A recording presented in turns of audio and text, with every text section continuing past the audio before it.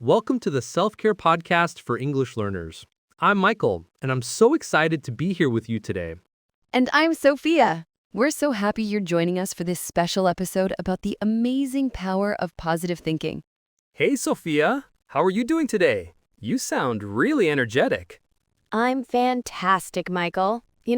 I woke up today and just decided today is going to be a great day. How about you? Actually, I was feeling a little tired this morning, but then I started thinking about our topic today, and it really, changed my mood. See, that's exactly what we're talking about. The power of positive thinking can really transform your day. So let's dive right in. Positive thinking. It's not just about being happy all the time. It's about how we choose to see things. Exactly. It's like when something difficult happens, we can choose to see it as a problem or as an opportunity to learn and grow. That's such a good point. And for our English learners, think about when you're learning new words. Instead of thinking, this is too hard, you can think, I'm learning something new today. Yes, and research shows that positive thinking can actually help our brains work better. When we're positive, we're more creative, we solve problems better, and we remember things more easily. That's amazing. So it's not just about feeling good, it's actually good for our learning too. But what if someone is having a really bad day? How can they start thinking positively? Great question. One simple way is to start with gratitude. Think of 3 things you're thankful for today. It could be small things, like a good cup of coffee or the sun shining. I love that. And another thing, positive self-talk. Instead of saying, I can't do this, try saying, I'm learning how to do this, or I'll get better with practice. Exactly. The words we say to ourselves, they're so powerful. And for English learners, try using positive English phrases like, I'm making progress, or every day I'm getting better. That's a wonderful idea.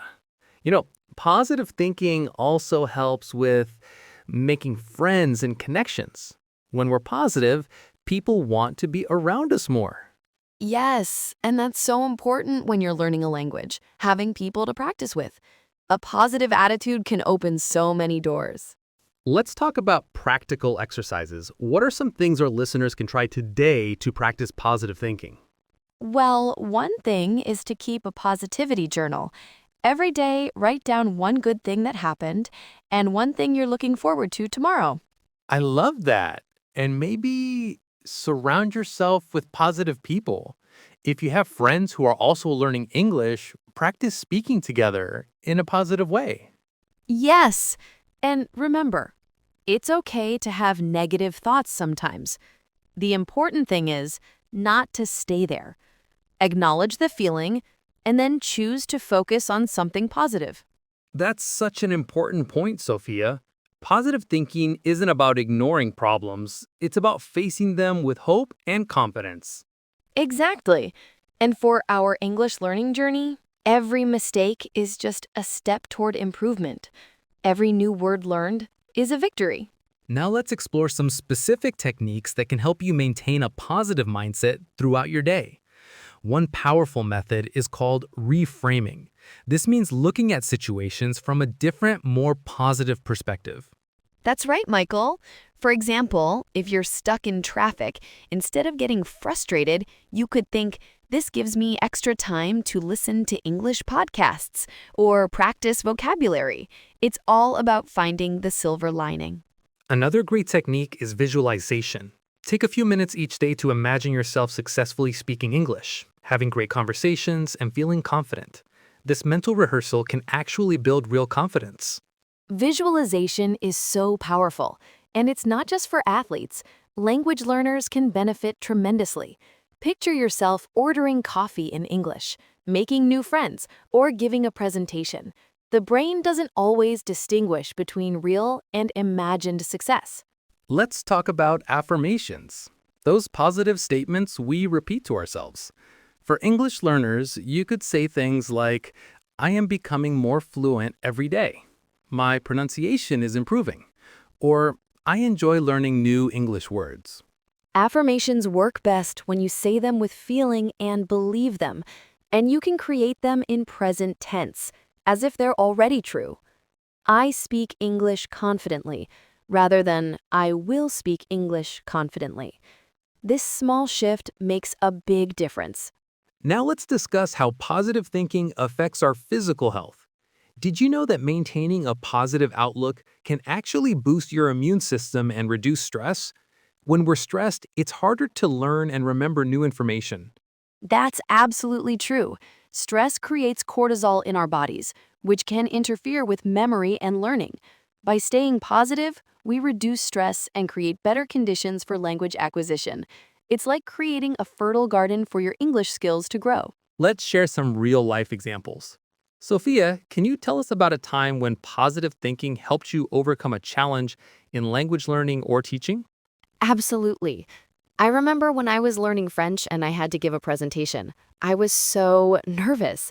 But instead of focusing on my fear, I kept telling myself, this is an opportunity to share what I've learned.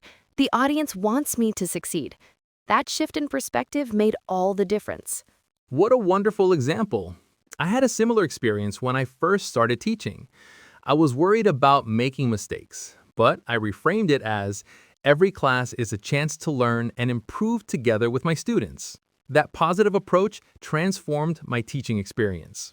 Those personal stories really show how powerful mindset can be. Now, let's talk about creating a positive environment. Your physical space can influence your mindset. How can our listeners create spaces that support positive thinking and English learning?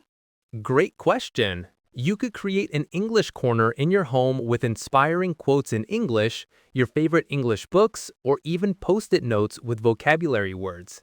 Make it a place you enjoy spending time in. Play English music in the background while you study. I love that idea. And don't forget about digital spaces too. Follow positive English learning accounts on social media, join encouraging online communities, and curate your feeds to include inspirational content. Your digital environment affects your mindset just as much as your physical space. Let's also discuss the importance of celebrating small victories. Language learning is a journey with many small steps forward. How can we make sure we're acknowledging and celebrating our progress along the way? This is so important. You could keep a progress journal where you write down one English accomplishment each day. Maybe you learned 5 new words, had a short conversation in English, or finally understood a movie without subtitles. Celebrate these moments. They add up to big progress over time. I couldn't agree more. And don't forget to reward yourself too. After completing a challenging lesson or reaching a milestone, do something nice for yourself. Positive reinforcement helps build lasting motivation and makes the learning process more enjoyable. Now, let's address a common challenge: dealing with setbacks. Even with the best positive mindset, we all have difficult days. What are some strategies for bouncing back when things don't go as planned in our language learning journey? First, remember that setbacks are normal and temporary. Everyone experiences them. When you have a bad day, try the 3 good things exercise. Before bed, write down 3 positive things about your English learning that day, no matter how small. This helps retrain your brain to focus on progress. That's excellent advice. Also, remember that language learning isn't linear. Some days you'll feel like you're making huge progress. Other days, it might feel like you're standing still. Trust the process and be kind to yourself. Every minute you spend with English is moving you forward. Well, we've covered so much ground today. From reframing and visualization to creating positive environments and celebrating progress. Remember that developing a positive mindset is itself a skill that takes practice, just like learning English. That's right.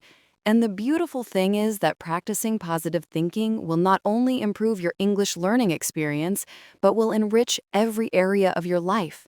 It's a gift that keeps on giving. Well, we're coming to the end of our time together. But before we go, let's remember positive thinking is a skill we can practice every day. Yes, start small. Be kind to yourself. And remember that every positive thought makes a difference.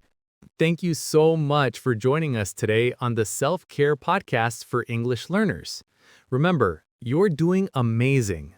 And we'll see you next time for more tips and conversations about self-care and English learning. Keep thinking positively. Hey guys, today's word is energetic. So, what does energetic mean? It comes from the word energy. So, when we say someone is energetic, we mean they have a lot of energy. They are very active, full of life, and always moving around. For example, my little brother is so energetic. He runs, jumps, and never gets tired. You can also use it for things, not only people. Like, that was an energetic dance performance. So next time you want to describe someone who's super active and full of life, just say energetic.